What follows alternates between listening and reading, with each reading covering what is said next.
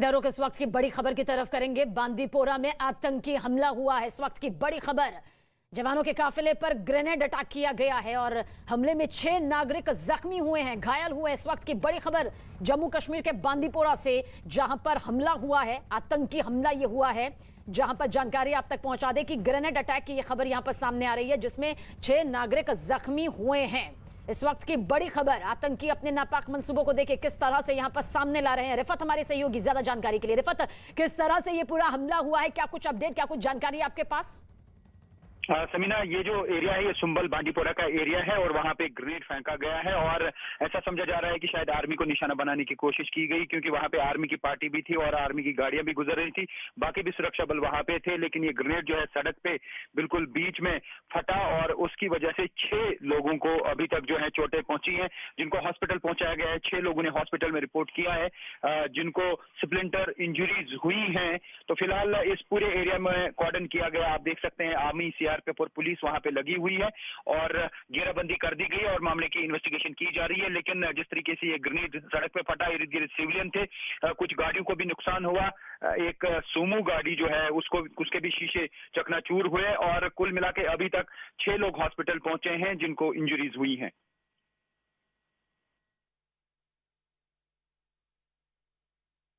तो बांदीपोरा में आतंकी हमला हुआ है, जिस पर जानकारी हमारे सहयोगी रिफत यहां पर दे रहे थे। काफिले पर ग्रेनेड फेंका गया है, यानी कि जवानों को टारगेट करने की किस तरह से यहां पर कोशिश की गई। तस्वीर भी इस वक्त आपके सामने ग्रेनेड अटैक के बाद।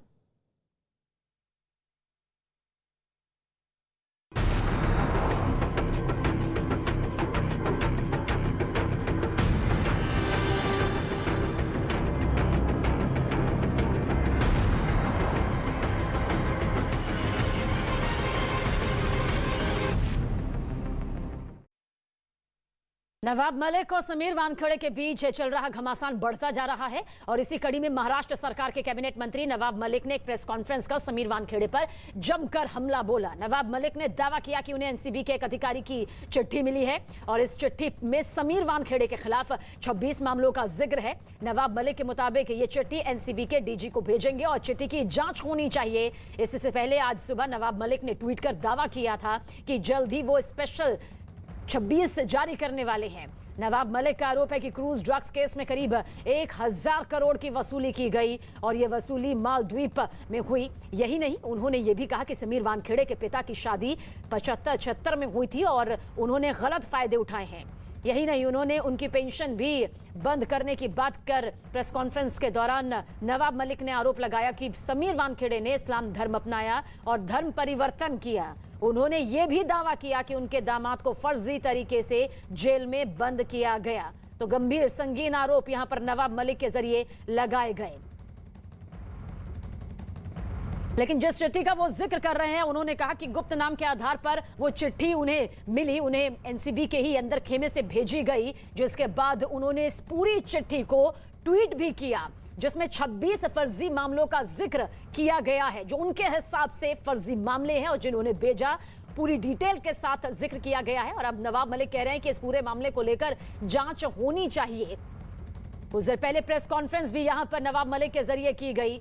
दरअसल कई गंभीर आरोप समीर वानखेड़े के ऊपर नवाब मलिक लगा चुके हैं। ये आरोप लगातार अब उनके जरिए सामने आ रहे हैं और अब इसी कड़ी में जुड़ गया है लेटर।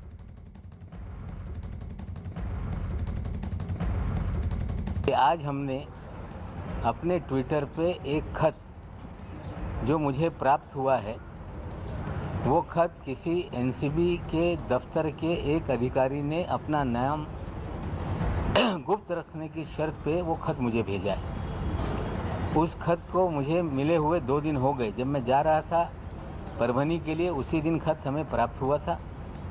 उस खत की प्रति महाराष्ट्र के मुख्यमंत्री जी को भी दी गई है, उन लोगों की तरफ से गृह मंत्री जी को भी दी गई है, महाराष्ट्र के डीजी को दी गई है और अन्य कांग्रेस के अध्यक्ष और पूर्व अध्यक्ष को भी मांग है वो खत। मैं एक जिम्मेदार नागरिक के नाते मेरा दायित्व बनता है कि ये खत जो एनसीबी ने विजिलेंस कमेटी के जरिए जांच शुरू की है, हम इस खत को डीजी एनसीबी को भेजेंगे, रिक्वेस्ट करेंगे कि इस जांच में इस खत में जो तथ्य लिखे गए हैं 26 केसेस का उसमें जिक्र किया गया है, उस जांच में भी इसको शामिल करें। ये हम अपनी मांग उनके सामने रखेंगे। पिछले 35 साल में एनसीबी ने देश में बहुत अच्छा काम किया। जोनल यूनिट महाराष्ट्र का मुंबई शहर में है, गोवा का उसका जोन है। कभी भी इस संस्था पे कोई सवाल किसी ने खड़े नहीं किए। लेकिन एक व्यक्ति जो फर्जीवाड़ा करके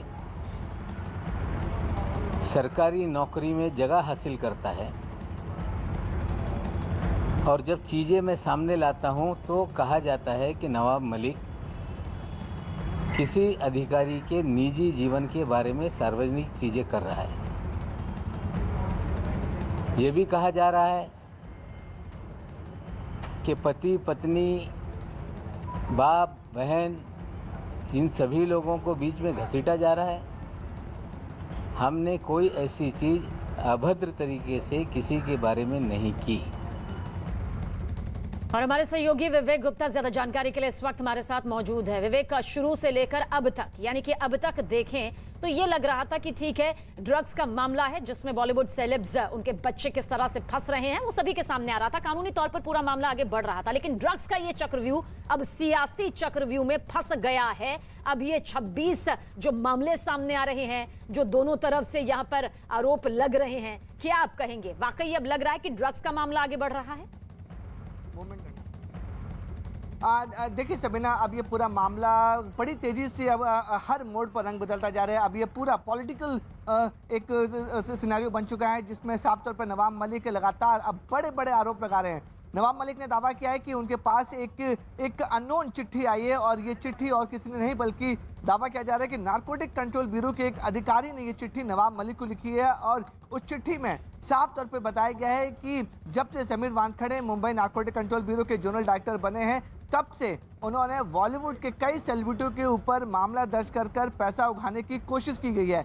ऐसे में नवाब मलिक ने बाकायदा उस चिट्ठी में साफ तौर पर दावा किया गया 26 ऐसे मामले बाकायदा रजिस्टर्ड नाम के साथ ये खुलासा किया गया है उस अननोन अधिकारी ने कि इस पूरे मामले में नारकोटिक कंट्रोल ब्यूरो के अधिकारियों ने अच्छा खासा पैसा वसूल किया है, ऐसा आरोप लगाया गया है। ये अननोन चिट्ठी किसने भेजी है इसका खुलासा अभी तक नवाब मलिक ने नहीं किया है, लेकिन नवाब मलिक ने साफ तौर पर कहा है कि ये चिट्ठी जो आई है वो अपने आप में ये साबित करती है कि किस तरीके से नारकोटिक कंट्रोल ब्यूरो में पूरा एक्सटॉर्शन का पूरा रैकेट चल रहा है। साथ ही साथ नवाब मलिक ने एक और बड़ा खुलासा किया है और ये आरोप लगाया, बड़ा आरोप लगाया है समीर वानखेड़े के ऊपर कि वो मुंबई में 2 लोगों के ऊपर इलीगल फोन टैपिंग करवा रहे थे और जिस स्तर पर इलीगल फोन टैपिंग करवा रहे थे तो अपने आप में ये मामला काफ़ी ज़्यादा बड़ा और सीरियस हो जाता है, क्योंकि फ़ोन टैपिंग का जो मामला है वो अगर किसी इंसान की फ़ोन टैपिंग होती है तो पूरा ये सरकारी जो महकमा है वो परमिशन लेता है। पुलिस की जो इंटेलिजेंस डिपार्टमेंट है वो कॉल लेती है कि इस पूरे मामले में फ़ोन टैपिंग होनी है या नहीं होनी है। लेकिन नवाब मलिक ने जो आरोप लगाया कि समीर वानखेड़े 2 लोगों के ऊपर फ़ोन टैपिंग करवाकर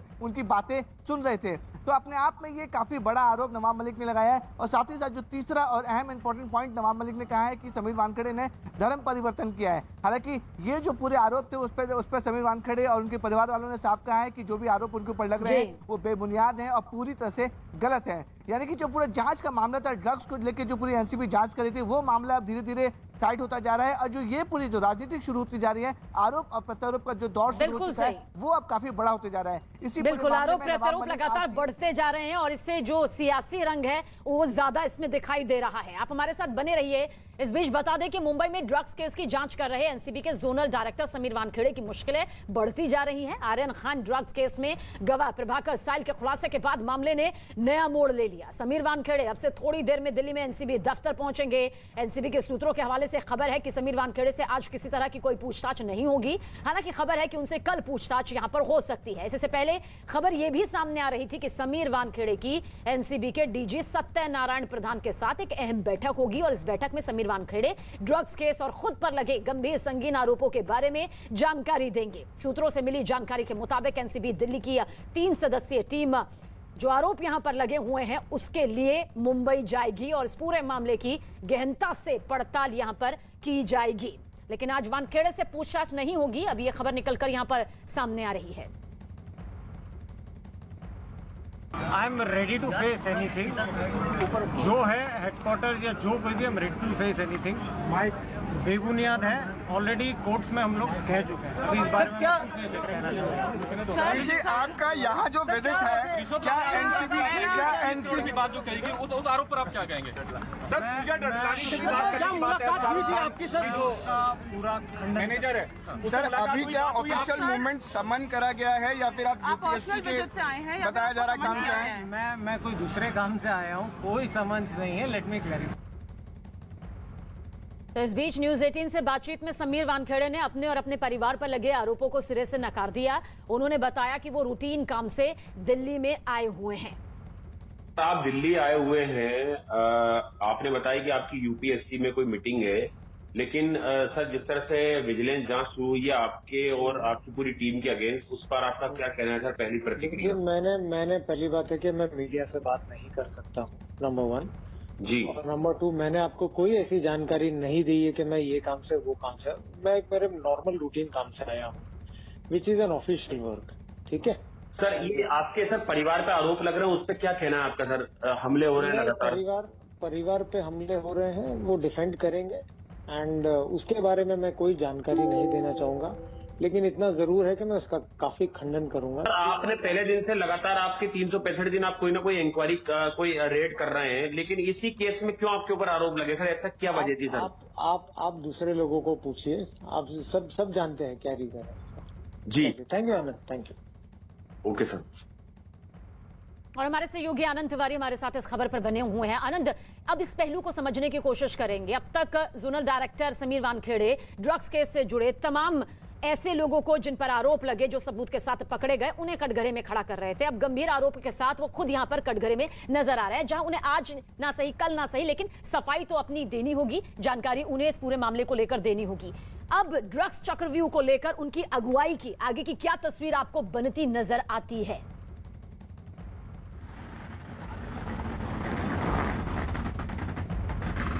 जी देखिए, कुछ ही देर बाद समीर वानखेड़े एनसीबी हेडक्वार्टर पहुंच जाएंगे और उसके बाद देखते हैं कि जब वो एनसीबी हेडक्वार्टर से निकलते हैं तो किस तरह का आगे उनकी प्रतिक्रिया होती है। लगातार हम उनको ट्रैक करने की कोशिश कर रहे हैं कैमरे पे कि वो अपना पक्ष रखें। जिस तरह से गंभीर आरोप अब एक लेटर हम के जरिए एनसीबी के ऊपर लगे हैं और एनसीबी की इसमें साख का सवाल है पूरी तौर पर। इसमें जो डीजी एनसीबी हैं वो क्या जवाब देते हैं एनसीबी की तरफ से, ये भी देखने वाली बात होगी। लेकिन जैसा कि न्यूज 18 इंडिया ने सबसे पहले बताया कि आज समीर वानखेड़े से कोई भी पूछताछ या कोई सम्मन उन्हें इशू नहीं किया जाएगा। विजिलेंस टीम की तरफ से जो भी जांच होगी वो कल होगी और संभवतः कयास लगाए जा रहे हैं कि ये जांच मुंबई में जो पूछताछ है वो हो सकती है। कल एक टीम जो है 3 लोगों की, वो भी मुंबई के लिए रवाना हो रही है दिल्ली से, जिसमें 2 सुपरिटेंडेंट लेवल के अधिकारी होंगे जो मुंबई पहुंच के इस पूरे मामले में जो भी लोगों के ऊपर आरोप लगे हैं उन तमाम लोगों के स्टेटमेंट रिकॉर्ड करेंगे, चाहे उसमें एनसीबी के तमाम अधिकारी, सुपरिटेंडेंट, चाहे समीर वानखेड़े का तमाम स्टाफ, ड्राइवर, या फिर जो पूजा है शाहरुख खान की मैनेजर, या जो प्रभाकर है जिसने ये एफिडेविट सोशल मीडिया पे पोस्ट करा था, ये तमाम लोग जिनको पंच बनाया गया था, ये तमाम लोगों के बयान विजिलेंस टीम इसमें दर्ज करेगी बारी बारी से। तो कल का दिन और आज का दिन काफी महत्वपूर्ण है एनसीबी के लिए। और जिस तरह से लगातार एनसीबी के ऊपर लगातार एक के बाद एक आरोप लग रहे हैं, तो देखना होगा कि ऑफिशियल तौर पर एनसीबी इस पर किस तरह से अपना पलटवार करती है आज। चलिए आप हमारे साथ बने रहिएगा, क्योंकि ये पूरी तस्वीर यहाँ पर जरूर दिखाएंगे। अब आपको इस केस से जुड़ी हम 3 तस्वीरें भी दिखाने जा रहे हैं। समीर वानखेड़े दिल्ली में है। क्रूज ड्रग्स केस में 19 दिन से जेल में बंद आर्यन खान, अरबाज मर्चेंट और मुनमुन की जमानत याचिका पर आज बॉम्बे हाईकोर्ट में सुनवाई होगी। इस पर नजर बनी हुई है और इसके अलावा इस मामले में गवाह किरण गोसावी का सरेंडर आज हो सकता है। किरण गोसावी के सरेंडर को लेकर भी खास तौर पर नजरें बनी हुई हैं। लेकिन नवाब मलिक वर्सेस वानखेड़े की जो जंग यहाँ पर नजर आ रही है, वो अपने आप में ये बता रही है कि किस तरह से पूरा पॉलिटिकल मामला यहाँ पर अब नजर आता है इस पूरे मामले को लेकर। और इस बीच कल एनसीबी के जोनल डायरेक्टर समीर वानखेड़े ने एनडीपीएस कोर्ट में एक अर्जी दी थी, जिसमें उन्होंने एक बड़े नेता का जिक्र किया। अपनी अर्जी में समीर वानखेड़े ने आरोप लगाया कि नेता के रिश्तेदार समीर खान को ड्रग्स के मामले में गिरफ्तार करने के बाद उन पर और उनके परिवार पर हमले किए जा रहे हैं। उन्होंने आरोप लगाया कि एक बड़े नेता की तरफ से लगातार जेल भेजने और नौकरी से निकलवाने की धमकी दी जा रही है। समीर खान एनसीपी नेता नवाब मलिक के रिश्तेदार हैं। समीर वानखेड़े ने अपने ऊपर लगाए गए आरोपों को गलत बताया और हर तरह की जांच का सामना करने की बात कही है। इसी बीच एनडीपीएस कोर्ट ने इस एफिडेविट को खारिज कर दिया और समीर वानखेड़े से हाई कोर्ट जाने के लिए कहा गया है। तो समीर वानखेड़े का देखिए हलफनामा यहां पर सामने आया है और तमाम तरह की जो अब अंदर खेमे से ये तस्वीर निकलकर सामने आ रही है, ड्रग्स का जो ये चक्रव्यूह है, देखिए किस तरह से अब यहां पर आरोप प्रत्यारोप नजर आ रहा है। आशीष हमारे सहयोगी हमारे साथ बने हुए हैं। आशीष, क्या कुछ यहां पर कहा जा सकता है? मामले के जो पेंच है वो उलझते कम नजर आते हैं। नहीं होता तो हम उसको मेंशन करेंगे, रिक्वेस्ट करेंगे। जी, इस वक्त मुनमुन धमेचा के वकील यहाँ पे मौजूद हैं। एक सर एक चीज जानना चाहेंगे? नहीं, अब इसके ऊपर कुछ अपडेट फिलहाल नहीं है। अभी हम उम्मीद कर रहे हैं कि एनसीबी आज रिप्लाई फाइल कर दें। एनसीबी ने क्या रिप्लाई फाइल कर दिया है या फिर करने वाले? नहीं, अब तक हमारे हाथ में कोई रिप्लाई आया नहीं है। इनफैक्ट ऊपर कोर्ट में एनसीबी की तरफ से आई डोंट थिंक सो कोई टीपी शायद मेंशन कोई है भी अवेलेबल। देखिए, दलीलें वही है हमारी और जो पहले थी आज भी वही है। सिर्फ अभी थोड़ा प्रोग्रेस हुआ है इस चीज को लेके, जो भी रिकॉर्ड्स पे चीजें आई है और जो समझ में आ रहा है उस हिसाब से हम अपना सबमिशन रखेंगे। कब तक नंबर आने की उम्मीद है? अभी कितना हियरिंग हो चुका है आप लोग के लिस्टिंग? देखिए, नंबर 2 बोर्ड पे लगा हुआ है, लेकिन मैटर जल्दी बोर्ड पे आए या नहीं आए वो थोड़ा डाइसी है, इसीलिए हम लोग सेकंड हाफ में उसको मेंशन करेंगे, डिपेंडिंग कि अभी फर्स्ट हाफ में सीरियल नंबर कहाँ तक जाता है उस हिसाब से। क्या दलील रखने वाले हैं आज? आपकी क्या तैयारी है हाईकोर्ट में मुद्दा रखने की? देखिए, दलील हमारी वही है जो पहले थी, क्योंकि केस तभी भी वही था, आज भी वही है। सिर्फ अभी जो नई चीजें जो रिकॉर्ड पे आई है, जो विटनेसेस को लेके, वो हम देखेंगे हमको उसको पुटअप करना है कि नहीं करना है। साफ तौर पे देखें तो जो है पोस्ट लंच जो है वो। और हमारे सहयोगी दीपक बिष्ट हमारे साथ ज्यादा जानकारी के लिए मौजूद है। दीपक, आपकी तरफ यहाँ पर आएंगे। गंभीर संगीन मामले, रिश्वत, धमकी, फर्जी मामले, आरोप, अब मामला इसी में उलझता हुआ नजर आ रहा है। बिल्कुल निश्चित तौर पर देखिए, जिस तरह से इतने आरोप लगे हैं और एक ऐसे अधिकारी पर जो लगातार पूरे साल भर एनसीबी की टीम में रहकर बड़ी बड़ी जांच और बड़े खुलासे करने के दावे करे हैं और इतनी जांचें हुई हैं, और ऐसे मौके पर खुद जब जांच के दायरे में खुद एनसीबी के जोनल डायरेक्टर हैं और उसके बाद अब एक नया शगुफा छेड़ा गया है उस 4 पन्नों के लेटर का, जिसको नवाब मलिक जो महाराष्ट्र के मंत्री हैं उन्होंने ऐसे मौके पर जांच टीम को प्रभावित किया जा सकता है या नहीं, इस मौके पर ये लेटर आया है सामने। तो उस लेटर के बिहाफ पर भी कुछ जांच जरूर हो सकती है, लेकिन लेटर हालांकि कई लोग ऐसे भी लिख सकते हैं, लेकिन अधिकारियों को जिस तरह से इस पूरे लेटर पर पॉइंटेड किया गया है तो वो काफ़ी अहम है। और जिस तरह से आज समीर वानखेड़े दिल्ली में हैं और दिल्ली में डीजी से वो मुलाकात करेंगे, बात करेंगे, उनके ऊपर जो आरोप लगाए गए हैं उनकी सत्यता के बारे में, उनकी हकीकत के बारे में पूरी जानकारी देंगे। लेकिन जो अब जांच शुरू होगी वो काफ़ी अहम है, क्योंकि शुरुआत से ही क्रूज पर रेड के बाद से ही लगातार सवाल उठने लगे थे और अब यहाँ पर ये जांच की बात की जा रही है। तो एनसीबी की तरफ से जो टीम विजिलेंस जांच की 3 सदस्यों की जाएगी वो क्या करेगी और उसे कब से अधिकार मिलेगा कि अब आप जांच शुरू करिए, वो देखना एक महत्वपूर्ण होगा। उसी तरह से जोनल डायरेक्टर अपने पद पर रहकर ये जांच रखेंगे, ये भी एक बड़ा सवाल है, क्योंकि समीर वानखेड़े जो है इस वक्त जोनल डायरेक्टर हैं और उनका पद उन्हें बरकरार रखने देगा या नहीं ये भी देखना होगा, क्योंकि बिल्कुल अब भविष्य में क्या कुछ उनकी भूमिका यहाँ पर रहने वाली है। आज की तस्वीर यहाँ पर बेहद खास हो जाती है जिस पर नजर आपकी बनी भी हुई है। आशीष सिंह की तरफ रुख करेंगे। आशीष, कानूनी तौर पर अब पेंच कहाँ बनता या बिगड़ता नजर आता है, क्योंकि आज जमानत पर जो सुनवाई होनी है, जो तस्वीर नजर आनी है, उसे लेकर भी डिटेल चाहेंगे और अब जो मामला यहाँ पर खिसकता नजर आ रहा है उस पर भी डिटेल। जी, सबसे अहम बात है कि मुकुल रोहतगी जो है वो आर्यन खान के वकील के तौर पर जो है आज हाई कोर्ट में पेश होंगे और सबसे अहम बात यह है कि एक पूरा पैनल जो है मुकुल रोहतगी का, इसके अलावा सतीश मान शिंदे, अमित देसाई, जो पूरा पैनल है, बड़े वकीलों का पैनल है, वो जमानत याचिका के लिए आर्यन खान के लिए हाई कोर्ट में पहुंचेगा। इसके अलावा अरबाज मर्चेंट की भी बेल पर जो है वो सुनवाई होनी है और कहीं ना कहीं आज दोपहर के करीब जो जानकारी जो 54 नंबर का ऑन बोर्ड आया हुआ है उसके मुताबिक दोपहर के करीब जो है वो पोस्ट लंच जो है ये पूरा मामले की सुनवाई शुरू होगी। इस मामले में एनसीबी ने साफ तौर पे पहले से ही बता दिया है कि वो इस बेल का विरोध करेंगे और कहीं ना कहीं जो सेशन कोर्ट का ऑर्डर है वो उनके लिए जो है फायदेमंद साबित होगा। इस वक्त काशिफ हमारे साथ है। काशिफ काशिफ एक चीज आप लाइव पे हैं। काशिफ एक चीज बताएं कि आज कोर्ट में जो है आप लोग क्या दलील रखेंगे, जिसमें साफ तौर पे आप लोग एनसीबी का क्या रिप्लाई भी आएगा? नहीं, एनसीबी का रिप्लाई भी फिलहाल अभी तक आया नहीं है। हम सुबह मेंशनिंग के लिए वहाँ पे रेडी थे, लेकिन मेंशनिंग हम जो है लंच के ब्रेक से पहले ही करने की कोशिश करेंगे। डिपेंडिंग के मैटर कहाँ तक पहले रीच होता है, बोर्ड कहाँ तक जाता है, उस हिसाब से हम लोग मेंशन करेंगे। अभी तक जो है अपनी मेरिट पे ही जाएंगे और कहीं ना कहीं रखेंगे वही पक्ष जो सेशन कोर्ट में रखा गया था। साफ तौर पे वकीलों का तो यही कहना है जो जमानत के लिए मुनमुन दवेचा, क्या कुछ आज कानूनी प्रक्रिया के तहत जमानत को लेकर तस्वीर नजर आती है, आपसे अपडेट लेते रहेंगे। और महाराष्ट्र सरकार के मंत्री नवाब मलिक के तमाम आरोपों पर समीर वानखेड़े के परिवार की तरफ से भी प्रतिक्रिया सामने आई है। समीर वानखेड़े की बहन यास्मीन वानखेड़े का आरोप है कि नवाब मलिक अपने दामाद की गिरफ्तारी का बदला ले रहे हैं।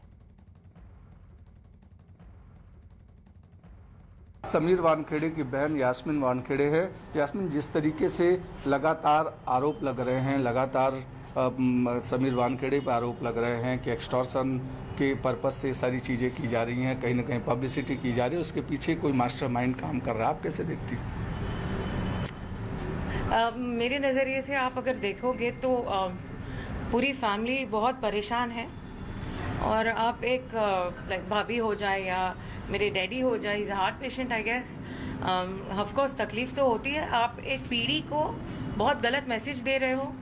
आप एक पीढ़ी को, there were people, there were youngsters who I meet daily and they were going to do UPSC examination. They all told me that if this is what is we are going to face, we don't think so, we'll go ahead with it. And that was so heartbreaking for me. I said अगर कोई महाराष्ट्र में honest काम करना चाहता है, अगर कहीं भी, not even just stating a state, wherever in the country somebody wants to do an honest work, उनकी family को भी target किया जा सकता है on the basis of Twitter, social networking. मतलब इफ यू वांट टू एलिगेट something, I want to ask whoever those people are alligating it। बड़ी खबर की तरफ कर रहे हैं, बड़ी खबर आप तक यहां पर पहुंचा दें जो इस वक्त हम आप तक पहुंचा रहे हैं। आतंकियों के 3 मददगार गिरफ्तार किए गए हैं। इस वक्त की सबसे बड़ी खबर, नेपाल के काठमांडू से इनकी गिरफ्तारी हुई है। पुंछ के आतंकियों की ये मदद कर रहे थे। नेपाल की राजधानी काठमांडू से इनकी गिरफ्तारी हुई है। न्यूज़ 18 के पवन शर्मा की ये सबसे अहम खबर आप तक पहुंचा रहे हैं। 16 दिन से पुंछ में ये मुठभेड़ चल रही है। पुंछ के जंगल में ये आतंकी छिपे हुए हैं, भागने की फिराक में हैं। हालांकि जवान लगातार इनका मुंहतोड़ जवाब देते नजर आ रहे हैं और आतंकियों के 3 मददगारों को धर दबोचा गया है। नेपाल के काठमांडू से इन्हें गिरफ्तार किया गया है। इस वक्त की सबसे बड़ी खबर आप तक पहुंचा रहे हैं। हमारे सहयोगी पवन हमारे साथ मौजूद है। पवन, किस तरह से नेपाल के काठमांडू से इनकी गिरफ्तारी हुई है, कौन ये हैं, किस तरह की मदद ये आतंकियों की कर रहे थे? देखिए, पुंछ के बतादूरिया जंगल में आतंकियों के साथ मुठभेड़ अभी भी जारी है और इन आतंकियों को लॉजिस्टिक सपोर्ट करवाने के रूप में पहले ही 9 लोगों को पकड़ा गया था, लेकिन 3 लोग यहां से भाग गए थे और नेपाल में जाकर छिप गए थे। बीती रात इन लोगों को नेपाल से काठमांडू से गिरफ्तार किया है। ये सऊदी अरब जाने की तैयारी में थे। तीनों लोग मेंढर के बतादूरिया के ही रहने वाले हैं, जिस इलाके में मुठभेड़ चल रही है। ये तीनों लोग आतंकियों को खाना और दवाइयां, दूसरा सामान पहुंचाने का इनका आरोप है और इनको लेकर पुलिस जो है, पुंछ पुलिस की टीम जो है वो निकल चुकी है और इनसे जम्मू में बाकी एजेंसियां भी पूछताछ करेंगी, क्योंकि जो आतंकी घेरे में फंसे हुए हैं उन आतंकियों को वहां स्थानीय गांव के लोग जो थे वो रहने खाने पीने का सामान मुहैया करवा रहे थे और सुरक्षा बलों के ऑपरेशन की पूरी जानकारी दे रहे थे।